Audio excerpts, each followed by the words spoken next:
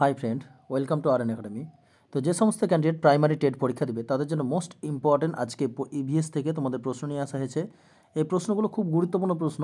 তো চলো আমরা কথা না বাড়িয়ে ক্লাসটা শুরু করি। যারা নতুন আছে অবশ্যই চ্যানেলটিকে সাবস্ক্রাইব করে দেবে। এখান থেকে তোমাদের প্রত্যেক দিন কিন্তু রেগুলার কিন্তু 2 থেকে 3টে কিন্তু ভিডিও পেয়ে যাবে। আশা করি আমাদের এই ইভিএস থেকে তোমরা 20+ কিন্তু কমন পাবে। ঠিক আছে, 20+ কিন্তু কমন পাবে। তো চলো, প্রশ্ন কী আছে দেখো। জীব ও তার চারপাশে পরিবেশের অন্তঃক্রিয়া হলো কি? আর তোমরা যদি আমাদের চ্যানেলে মক টেস্ট দিতে চাও তো তোমরা আমাদের ডিসক্রিপশনে দেওয়া হোয়াটসঅ্যাপ নাম্বার আছে, সেই নাম্বারে তোমরা যোগাযোগ করতে পারো অথবা ফোন করতে পারো। তো দেখো চলো, জীব ও তার চারপাশে পরিবেশ অন্তঃক্রিয়া হলো কি? অপশান এ ইকোস্ফিয়ার, অপশান বি হচ্ছে ইকোটোন, অপশান সি হচ্ছে ইকোলজি, অপশান ডি হচ্ছে ইকোসিস্টেম। তো আমরা অপশানগুলো স্কিপ করে যাব, কারণ হচ্ছে প্রশ্ন অনেকগুলো আছে, সেগুলো সময়ের ব্যাপার আছে। তো হলো জীব ও তার চারপাশে পরিবেশ অন্তঃক্রিয়া হলো কি? সঠিক উত্তর হবে কোনটা? অপশান এ হবে সঠিক উত্তর। ঠিক আছে, ইকোস্ফিয়ার। অপশান এ হবে সঠিক উত্তর। কী হবে? ইকোস্ফিয়ার। তারপরে দেখো 316, পুনঃস্থাপন পুনঃস্থাপন অযোগ্য প্রাকৃতিক সম্পদ কোনটি? পুনঃস্থাপন অযোগ্য প্রাকৃতিক সম্পদ কোনটি? তাহলে এখানে দেখো, পেট্রোলিয়াম, জল, কয়লা, না এ এবং সি উভয়। তাহলে সঠিক উত্তর কোনটা হবে 316 নম্বরের? তাহলে পুনঃস্থাপন অযোগ্য, ঠিক আছে, এটা অযোগ্য বলেছে। যেগুলো আমরা ব্যবহার করার পরে সেগুলো আর ব্যবহার করতে পারি না। তো প্রাকৃতিক সম্পদ কোনটি? তাহলে এখানে পেট্রোল কিন্তু একবার ব্যবহার করার পরে সেটা আর ব্যবহার করা যায় না। কয়লাও সেটা যে একবার ব্যবহার করার পরে ওগুলো আর কিন্তু ব্যবহার করা যায় না। তাহলে পুনঃস্থাপনযোগ্য অযোগ্য সম্পদ হচ্ছে কি পেট্রোল এবং কয়লা। তাহলে এখানে অপশান ডি হবে সঠিক উত্তর, এ এবং সি উভয়। ঠিক আছে, চলো, যদি উচ্চারণে কোনো ভুল হয়ে থাকে তোমরা একটু নিজে থেকে কারেকশন করে নেবে। ঠিক আছে, চলো দেখো 316 নাম্বার, সিসার বিষক্রিয়ার মানবদেহে কোন রোগ দেখা যায়? তাহলে এই যে সিসার বিষক্রিয়া মানবদেহের কোন রোগ দেখা যায়, ভেরি ভেরি ভেরি ইম্পর্টেন্ট প্রশ্ন। তো কোন অপশানটা সঠিক উত্তর হবে? Option A, option B, option C না অপশান ডি? 317 নম্বর সঠিক উত্তর হবে শিশুদের, এটা অপশান এ হবে সঠিক উত্তর, শিশুদের বুদ্ধিলোপ। অপশান এ হবে শিশুদের বুদ্ধিলোপ। তা সিসার বিষক্রিয়ার মানবদেহে কোন রোগ দেখা যায়? তাহলে কোন রোগ দেখা যায়? শিশুদের বুদ্ধিলোপ দেখা যায়। ঠিক আছে, তো চলো নেক্সট প্রশ্ন। কি বলেছে প্রশ্ন দেখো। তো 318 নম্বর দেখো, বাস্তুতন্ত্রের শক্তি প্রভাব কেমন? তাহলে বাস্তুতন্ত্রের শক্তি প্রভাব কেমন? এখানে বলছে একমুখী, চক্রাকার, না বহুমুখী, না প্রত্যেকটি ভুল। সঠিক উত্তর কোনটা হবে? 318 নম্বর সঠিক উত্তর কী হবে? তাহলে এখানে সবসময় মনে রাখবে যে বাস্তুতন্ত্রের শক্তি প্রভাব কেমন, সবসময় একমুখী হবে। ঠিক আছে, তাহলে অপশন এ হবে সঠিক উত্তর, একমুখী। ঠিক আছে, তারপরে 319 নম্বরের প্রশ্ন দেখো, প্রোটোপ্লাজমের 90% বেশি কী থাকে? তাই প্রোটোপ্লাজমে, এই যে প্রোটোপ্লাজমে 90% বেশি কী থাকে? জল, ফ্যাট, কার্বন, না প্রত্যেকটি ভুল। তাহলে সঠিক উত্তর কোনটা হবে? 319 নম্বর সঠিক উত্তর হবে অপশন এ হবে সঠিক উত্তর, জল। ঠিক আছে, তাহলে প্রোটোপ্লাজমে 90% বেশি কী থাকে? জল থাকে। ভেরি ভেরি ইম্পর্টেন্ট প্রশ্ন। তারপর 320 নম্বর প্রশ্ন দেখো, ইউট্রোফিকেশনের কারণ কি? তাহলে ইউট্রোফিকেশনের কারণ কি? Very very important. ইউট্রোফিকেশনের কারণ কি? জল, সারের মাত্রা, নাইট্রোজেন বৃদ্ধি, ফসফরাসের মাত্রা বৃদ্ধি, প্রত্যেকটি।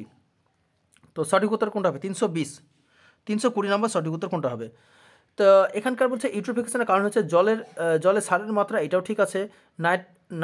নাইট্রোজেনের বৃদ্ধি, এটাও ঠিক আছে। ফসফরাসের মাত্রা বৃদ্ধি, এটাও ঠিক আছে। তো অপশন ডি হবে সঠিক উত্তর, প্রত্যেকটি ঠিক। তাহলে ইউট্রোফিকেশনের কারণ হচ্ছে প্রত্যেকটি ঠিক হবে এখানে। ঠিক আছে, চলো 321 নম্বরের প্রশ্ন দেখো, ভূতাত্ত্বিক কালকে কটি যুগে ভাগ করা হয়েছে?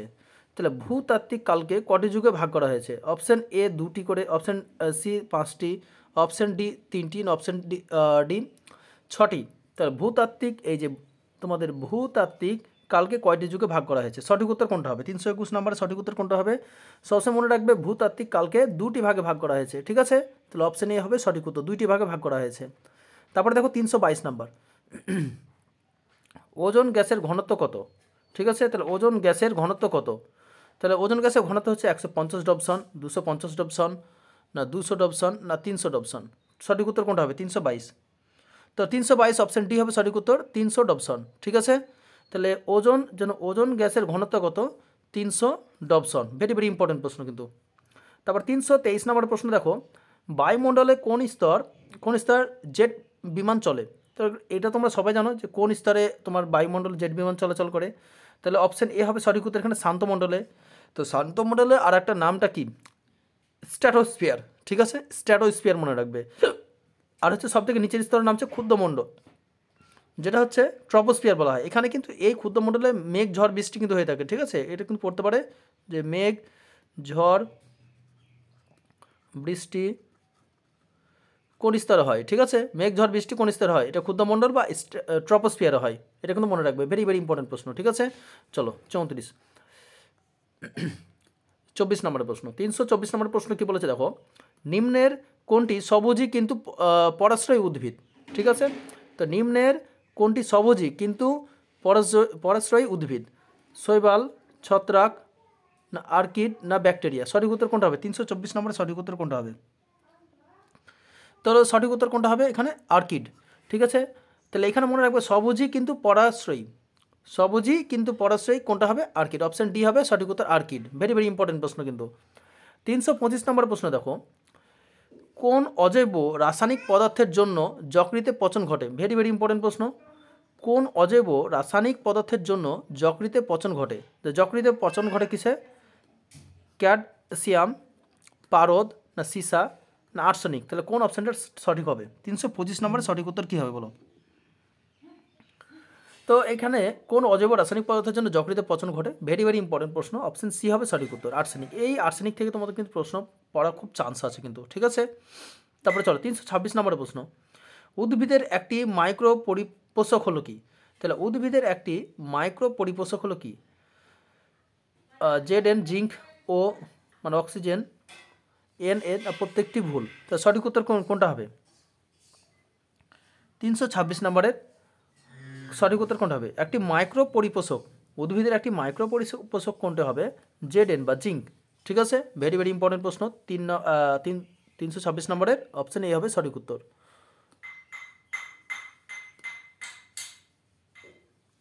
তো তোমাদের প্রশ্নগুলো কেমন লাগলো অবশ্যই তোমরা কমেন্ট সেকশনে লিখবে। আরও প্রশ্ন আছে যেগুলো আমরা নেক্সট ভিডিওতে নিয়ে আলোচনা করব।